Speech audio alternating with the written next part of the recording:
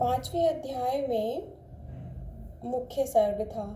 मुख्य सर्ग में के बाद त्रियक स्रोत सृष्टि उत्पन्न हुई। यहाँ पर सब अहंकारी अभिमानी 28 वदों से युक्त आंतरिक सुख आदि को पूर्णतया समझने वाले और परस्पर एक दूसरे की प्रवृत्ति को न जानने वाले होते हैं। ये 28 वधों का वर्णन सांख्य कारिका में किया गया है। 11 इंद्रिय वध और तुष्टि तथा सिद्धि के विपर्य से 17 बुद्धि वध। ये कुल 28 वध अशक्ति कहलाते हैं। प्रकृति, उपादान, काल और भाग्य नामक 4 आध्यात्मिक और 5 ज्ञानेंद्रियों के बाहरी विषयों के निवृत्त हो जाने से 5 बाहरी।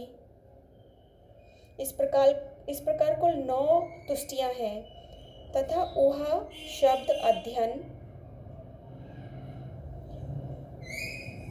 3 दुख विघात, सुहृद प्राप्ति और दान, ये 8 सिद्धियां हैं।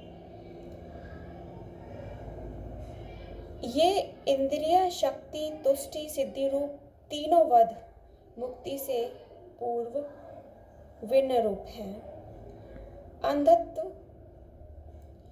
बधिरत्वादि से लेकर पागलपन तक मन सहित 11 इंद्रियों की विपरीत अवस्थाएं 11 इंद्रिय वध हैं। 8 प्रकार की प्रकृति में से किसी में चित्त का लय हो जाने से अपने को मुक्त मान लेना प्रकृति नाम वाली तुष्टि है। संन्यास से ही अपने को कृतार्थ मान लेना उपादान नाम की तुष्टि है। समय आने पर स्वयं ही सिद्धि लाभ हो जाएगी।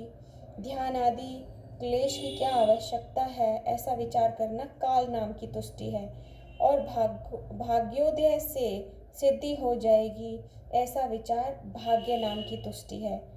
ये चारों का आत्मा से संबंध है, अतः आध्यात्मिक तुष्टियां हैं। पदार्थों के उपार्जन, रक्षण और व्यय आदि में दोष देखकर उनसे उपराम हो जाना बाहरी तुष्टियां हैं। शब्दादि बाहरी विषय 5 हैं, इसलिए बाहरी तुष्टियां भी 5 ही हैं। इस प्रकार कुल 9 तुष्टियां हैं। उपदेश की अपेक्षा न करके स्वयं ही परमार्थ का निश्चय कर लेना ऊहा सिद्धि है। प्रसंगवश कहीं कुछ सुनकर उसी से ज्ञान सिद्धि मान लेना शब्द सिद्धि है। गुरु से पढ़कर ही वस्तु प्राप्त हो गई, ऐसा मान लेना अध्ययन सिद्धि है।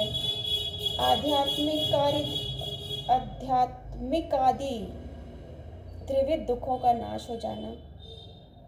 3 प्रकार की दुख विघात सिद्धि है। अभिष्ट पदार्थ की प्राप्ति हो जाना सुहृद प्राप्ति सिद्धि है तथा विद्वान या तपस्वियों का संग प्राप्त हो जाना दान नाम की सिद्धि है। इस प्रकार ये 8 सिद्धियां हैं। तो कुल 9 तुष्टियां 8 सिद्धियां हैं।